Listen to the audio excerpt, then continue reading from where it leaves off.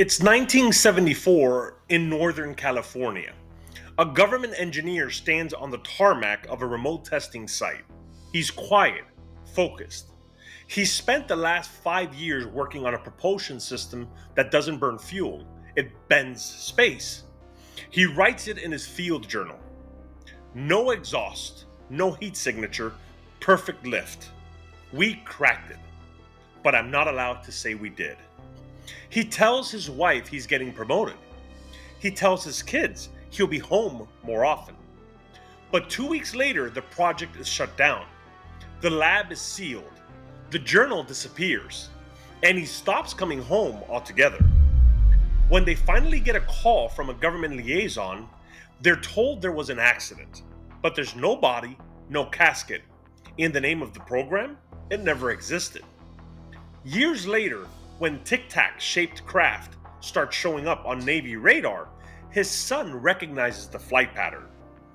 Quote, "It moved just like Dad's prototype." So what if this closure wasn't the beginning of the story, but the last page of one we were never allowed to read?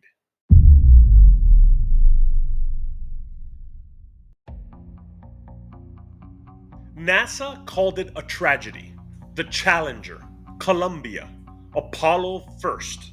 But what if some of those astronauts died chasing tech we already had? While we were told to tighten our belts, oil executives made trillions. Whole wars were fought over fuel. And all the while, footage emerged of objects moving at hypersonic speed with no wings, no engines, no exhaust, and no heat signature. Because they weren't burning fuel, they weren't even pushing through air. They were bending the space around them. And the Pentagon didn't act surprised. They acted like it was classified. Because here's the real scandal. We're not disclosing aliens. We're disclosing that we've been lying to ourselves. Hey, if you're still here, it means you're not just here for the surface level stories. You're chasing something deeper, like we are. So please do me a favor, hit subscribe, because if we don't build this community, the algorithm isn't going to help us and no one's going to tell these stories at all. All right, onward.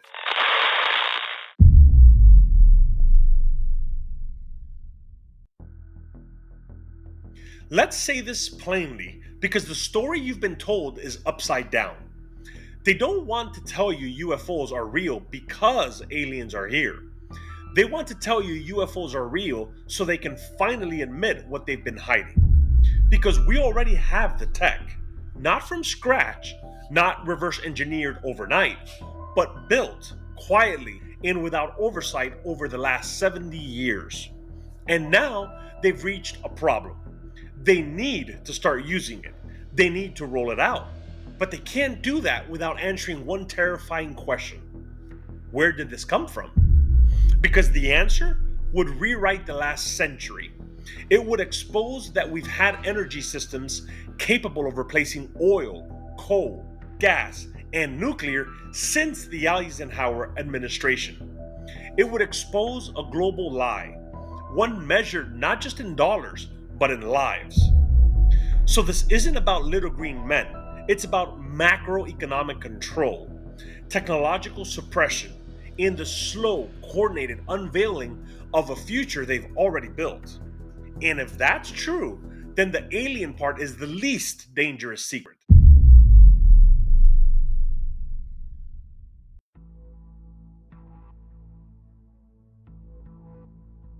Let's rewind, not to the beginning, but to the part no one ever maps out. 1947, Roswell. The debris, the crash, the retraction. The first public crack in the story. In 1948, Project Sign.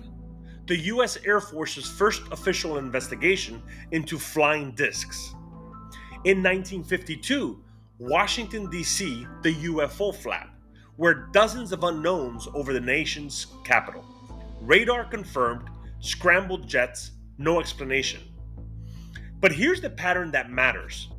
For every spike in sightings, there's a black budget silence that follows. In 1954, Dr. Stephen Greer claims this is the year it all changed. A meeting with President Eisenhower at Muroc Air Base, where classified aerospace contractors allegedly demonstrated working electromagnetic propulsion systems. Zero emissions, no heat signature, capable of trans-medium travel. If it was real, it was all locked down. Because this wasn't just a leap in transportation, it was a death sentence for oil, for coal, for the centralized energy grid, and for anyone whose profits depended on it. That same year, multiple patent filings begin to appear in niche engineering journals, referring to gravitational field manipulation, electrokinetic lifters, and zero-point energy harvesting.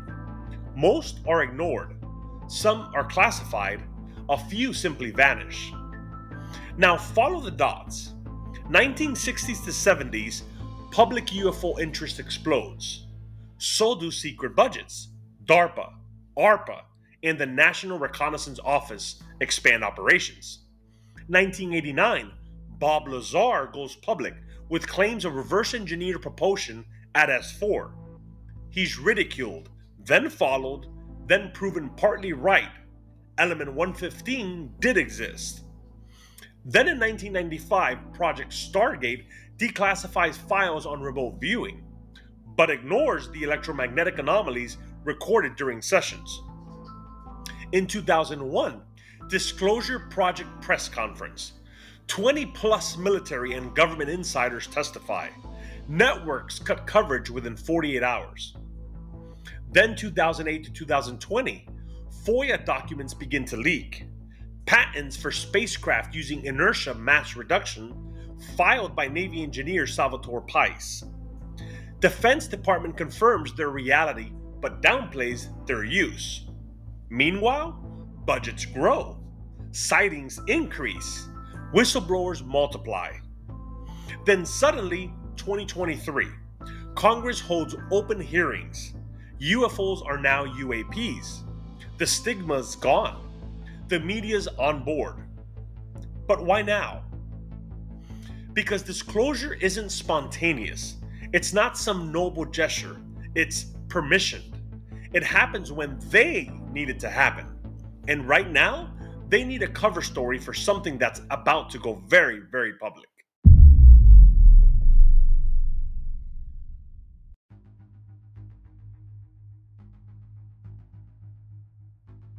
Let's stop pretending this starts with little green men, because when you lay out the receipts, the pattern becomes impossible to unsee.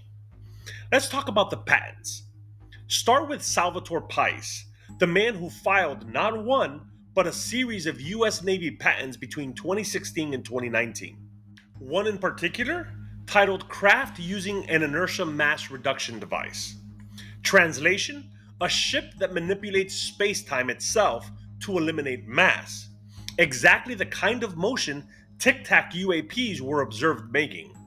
And it wasn't theory. The Navy validated the design, not for laughs, for feasibility. Earlier in the 1990s, Russian scientist Eugene Podkletnov claimed to have built a superconducting disk that reduced the weight of objects above it by 2%. His paper was pulled under pressure, but Boeing quietly pursued similar research under the label gravito inertia propulsion. Then there's the Biefeld-Brown effect, discovered in the 1920s, showing that high voltage capacitors could generate directional thrust. It was dismissed publicly, but investigated privately, including by Northrop Grumman and Lockheed Martin. Then we have the declassified research. FOIA drops over the last 2 decades reveal research contracts for high-frequency gravitational wave generators, transmedium vehicles, space-time metric engineering. These aren't blog theories. These are line items in Advanced Aerospace Threat Identification Program documents, AAWSAP, the AATIP, and beyond. In one case, a contractor was funded to explore warp drive metrics, the same physics once laughed out of labs, suddenly worth taxpayer dollars. Why? Because they were chasing something real. Then the whistleblowers. Bob Lazar said in 1989 that the craft he worked on had no heat signature, no moving parts, and ran on an exotic element not on our periodic table. That element, Moscovium, element 115, confirmed by Russian scientists in 2003. Eric Hecker, a contractor at the South Pole Station, claims the facility housed directed energy devices capable of manipulating gravity under a cover story of neutrino detection. Ben Rich, former head of Lockheed Skunk Works, once said in a now famous talk, "We now have the technology to take ET home." He later claimed it was a joke, but insiders say he wasn't smiling. Then the contracts. Buried inside federal procurement logs are quiet anomalies. Defense contractors paid for metamaterials handling, non terrestrial alloys, and testing protocols outside standard metallurgy. In 2020, astrometallurgical research contracts spiked in value. The reason? Classified. The purpose? Recovery analysis. That's not a budget line for a weather balloon. So here's the shape of the truth. We're not chasing alien craft. We are reverse engineering memory.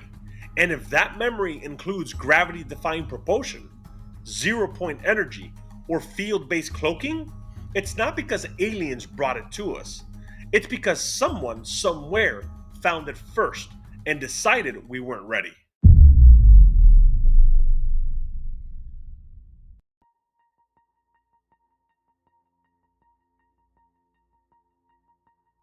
Let's stop here because once you remove the noise, the pop culture spin, you're left with something far more unsettling. Craft that defy Newton, movement that violates thermodynamics, signatures that erase cause and effect.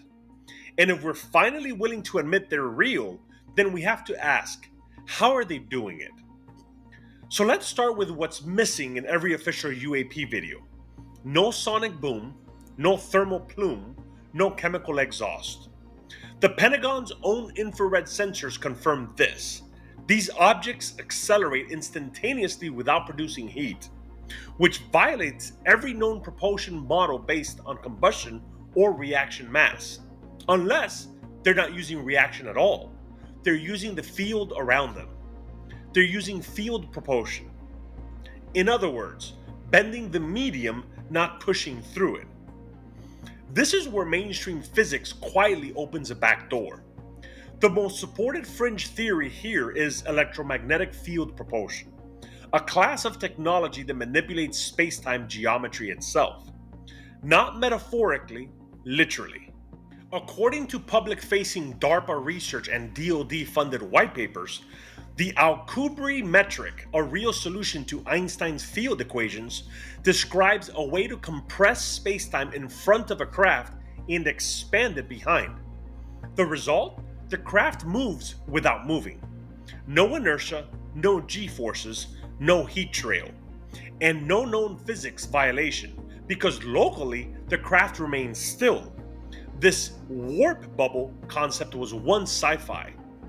But in 2021, a team funded by NASA's EagleWorks lab published a paper in European physical journal C, claiming they had accidentally created a real warp-like bubble at microscopic scale using dielectric materials. So let that sink in. We might already be at prototype scale and the public wasn't even told. Now let's push it even further.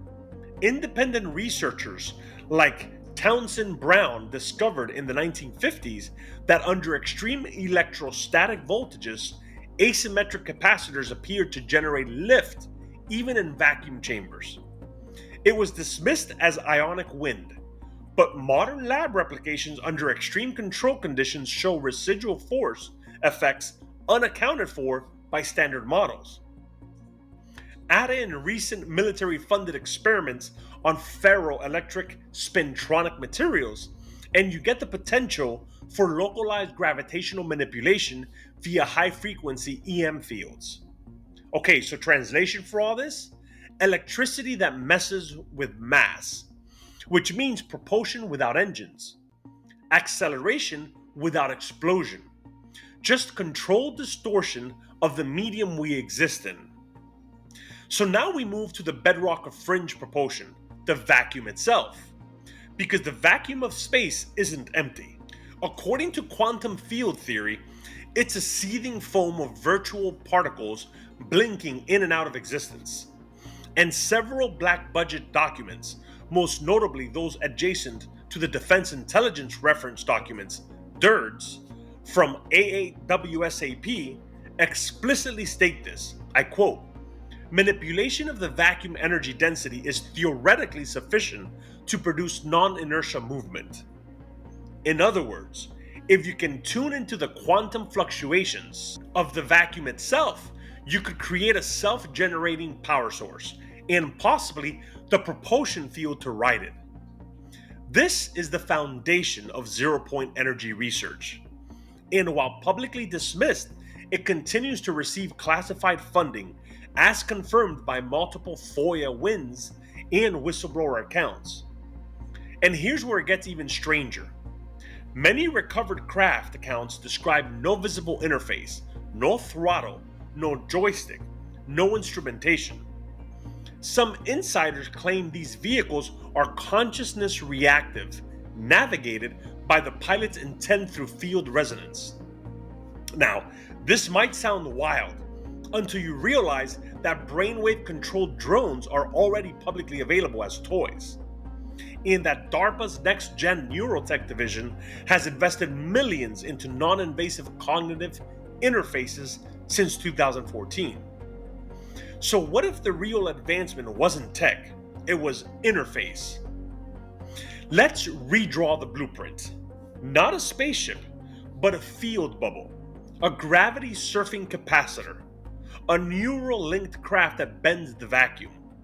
And maybe these aren't alien machines, they're instructions we found buried in the universe.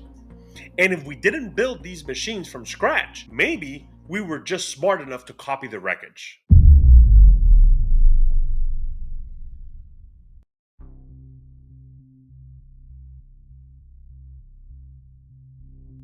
So let's connect the dots. If these craft don't run on fuel, if there are no rocket exhausts, no jet trails, no fission cores melting through the hull, then how are they moving?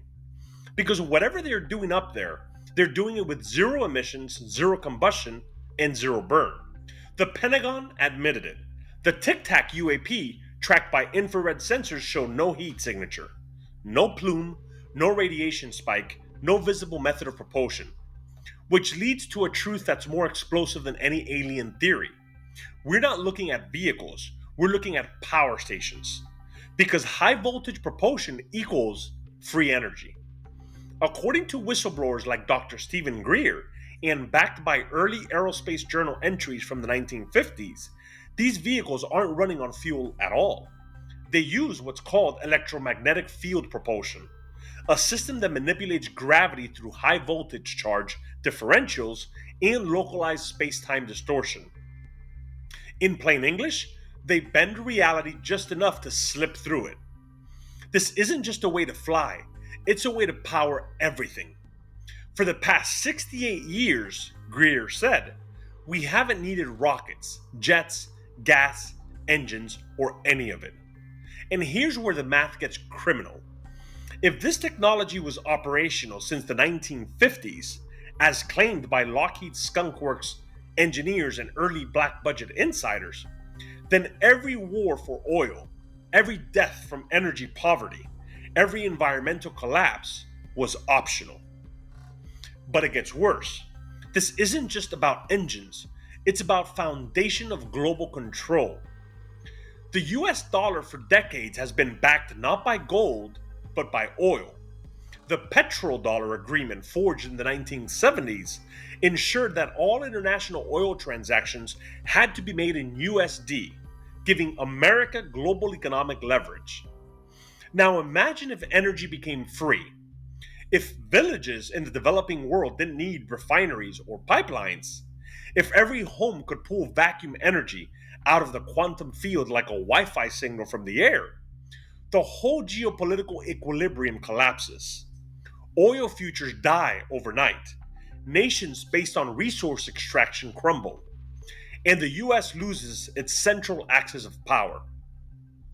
That's why Greer says the human made craft are more classified than the alien ones. Because if we admit they're ours, we also admit we cracked the code on propulsion and energy. And if we admit that, the true scandal isn't who built the tech, it's when they built it.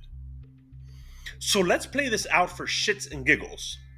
If the government were to disclose this tech, here's what they'd have to answer for: why we kept using rocket propulsion for space launches, why we lost lives in avoidable shuttle disasters, why energy poverty and oil wars continued for decades, why we let the climate degrade if a non-combustive alternative existed. It'd be a scandal 1,000 times worse than Watergate, Greer says, because we'd have to admit that entire generations died for a lie. And the kicker? There are documents from the 1950s that already predicted this. Aerospace journals speculating on gravitational control systems, patent filings from scientists like Thomas Townsend Brown and Salvatore Pais, describing in detail how high voltage fields could create lift, inertia, dampening, and even time dilation.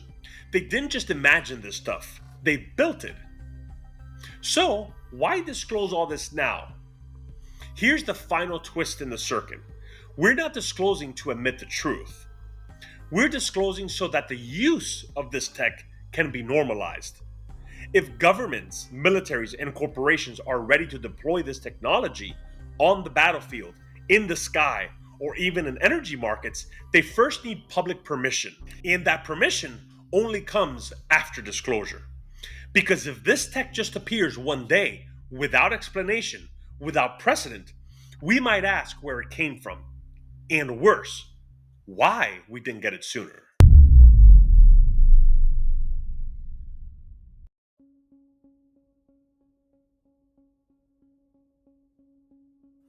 Okay, so let's hang on for a quick minute. Because if you've made it this far, you've heard a lot of claims. Reverse engineered propulsion, energy tech buried since Eisenhower, aerospace patents that read like science fiction, and a geopolitical system built on making sure you never found out. That's enough to make anyone hit the brakes, and honestly, you should. Because a story this big should sound insane. It's easier to believe in aliens than to believe we've been sitting on a civilization resetting energy breakthrough for 70 years while people died of poverty and the planet choked. So let's separate belief from receipts, because what sounds crazy might be. Yes, some claims are exaggerated. Some whistleblowers get it wrong. Some insiders are grifters. Some of these patents may never have worked. And the internet is full of speculative nonsense wrapped in sci-fi aesthetics. Skepticism is healthy. Hell, it's required. So if your gut says prove it, good, because ours does too. But here's what holds up. Real patents exist, filed under defense contractors and Navy programs that describe anti-inertia, high voltage propulsion systems. Go ahead and see them. Salvatore Pais, craft using an inertia mass reduction device, US patent number 10,144,532. FOIA documents from the Department of Defense, CIA, and NSA confirm decades of classified interest in electrogravitics, plasma propulsion, and gravity wave manipulation. Then there's energy budget holes. Billions spent off books through SAPs, special access programs, don't add up unless something massive is being developed and hidden.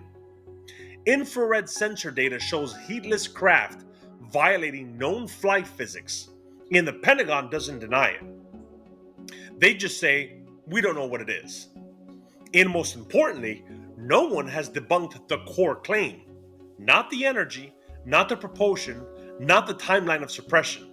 They may call it fringe, they may call it unproven, but they haven't disproven it. Because it's a lot harder to dismantle something when the scaffolding leads to government contracts, energy empires, and generations of plausible deniability. So, where does that leave us? Well, we're not saying everything is real, but we're saying enough of it is. Enough to warrant serious scrutiny. Enough to justify asking who benefits. Enough to wonder what else got buried beneath the surface of plausible deniability. Because if this much might be true, what does that say about the rest? It says that the lie isn't that some of it is false. The lie is pretending none of it was real.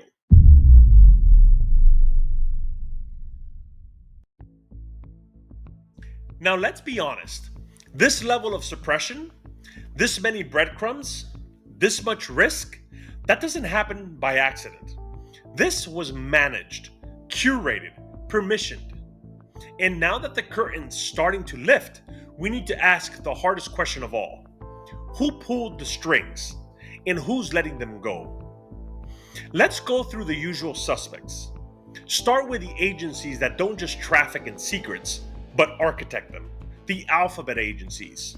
The CIA, the masters of narrative engineering and foreign perception control since 1947.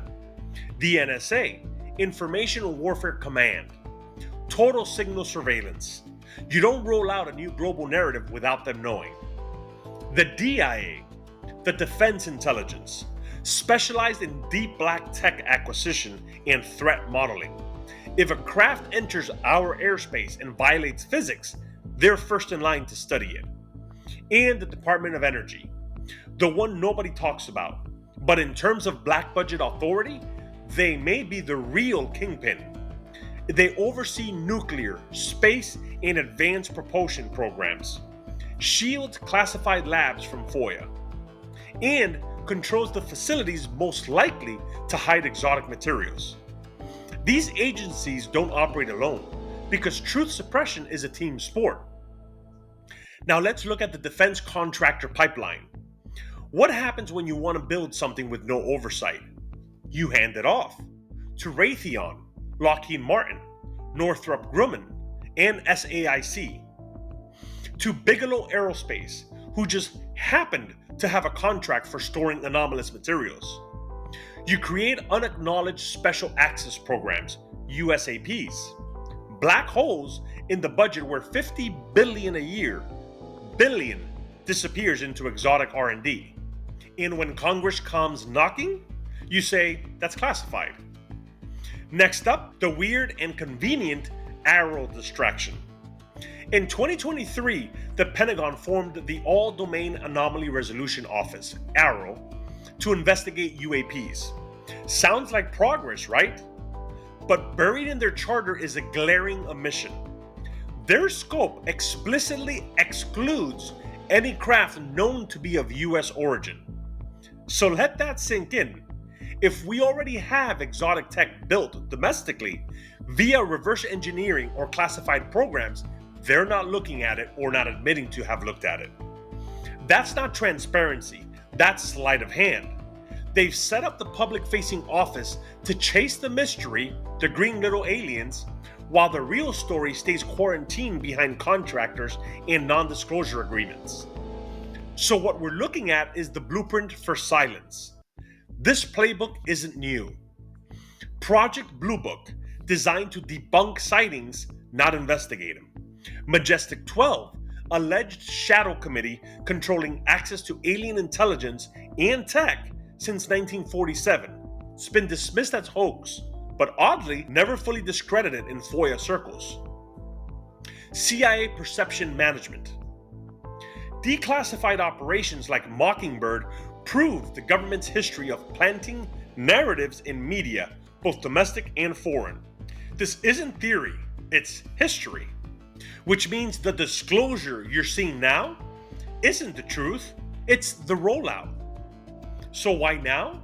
That's what we'll unpack next.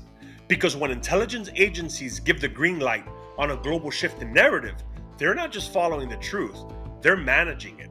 And that means someone, somewhere, decided this is no longer a threat to control. It's an asset to leverage.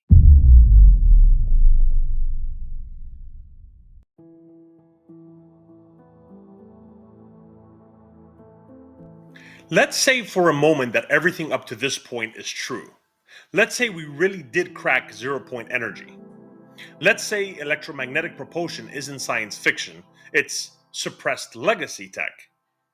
Let's say those Tic Tacs don't burn fuel because they don't need to. Now imagine what happens if we admit that. We don't just unlock a breakthrough, we blow a hole through the foundation of the modern economy. 7 trillion oil and gas industry obsolete. Energy backed currencies devalued. Petrodollar supremacy gone. Every commodity, stock, and valuation recalculated overnight. If energy becomes infinite, portable, and free, every contract, every market, every policy tethered to scarcity breaks. Dr. Stephen Greer said it best, and I quote, "To disclose this technology would be a scandal 1,000 times bigger than Watergate, because it would mean the deaths from poverty, from pollution, from war were optional."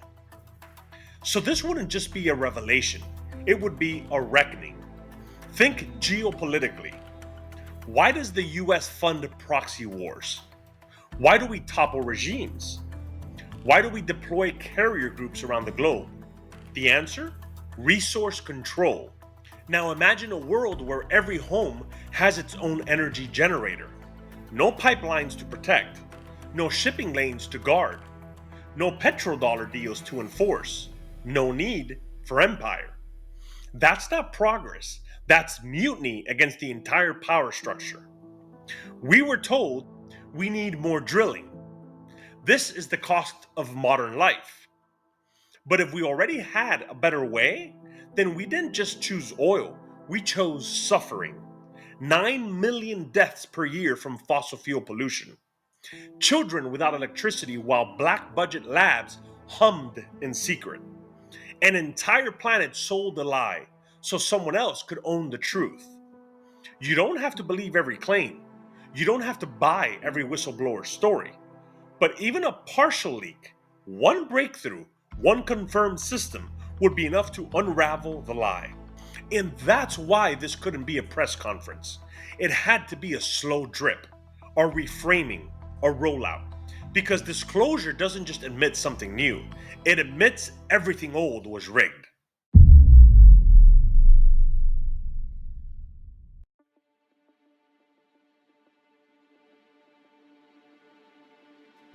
Let's slow down for a second, because if this technology exists and the receipts we've covered point towards something real, then the next question isn't how it works, it's where it came from.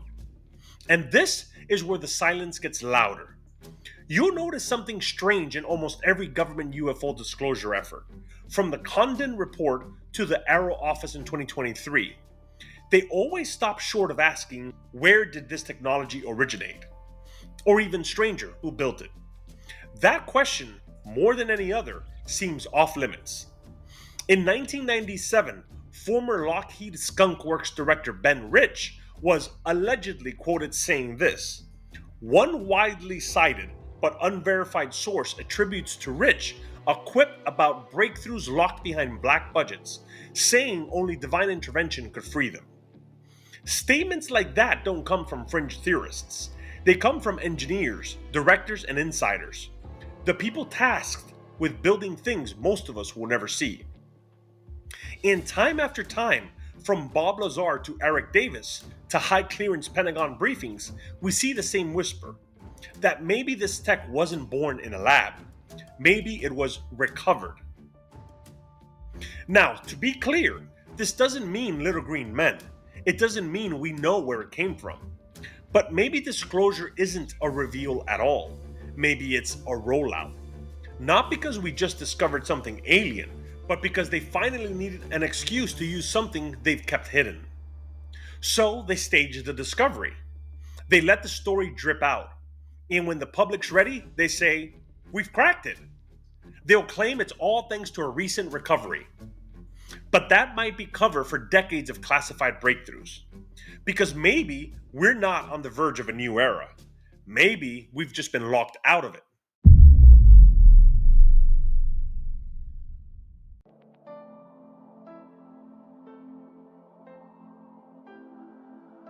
Forget the patents, the propulsion systems, the hearings, the black sites. Strip all that away. What are we really looking at? Your parents paid for rockets we didn't need. Your grandparents worked themselves into the ground for energy we could have had for free. Whole generations died breathing poison, while the antidote sat redacted and buried. Not because we weren't ready, but because someone else decided we weren't allowed to be. And if that's true, if we really had the means to change everything and just didn't, then maybe the scariest part isn't that they lied, it's that they still might be lying. Because disclosure isn't about the truth, it's about what they need us to believe is true, right before the next rollout begins. And in the silence between the press conferences, in the sightings, in the so called transparency, we're left with a question most people won't ask. What does this say about us? What kind of species are we if we let progress rot in the dark because power was more profitable than peace? Maybe that's the disclosure that matters most. Not the aliens, not the craft, but the mirror. Because the moment we stop asking questions is the moment the next secret begins. And maybe the scariest truth isn't that they lied, it's that they might do it again.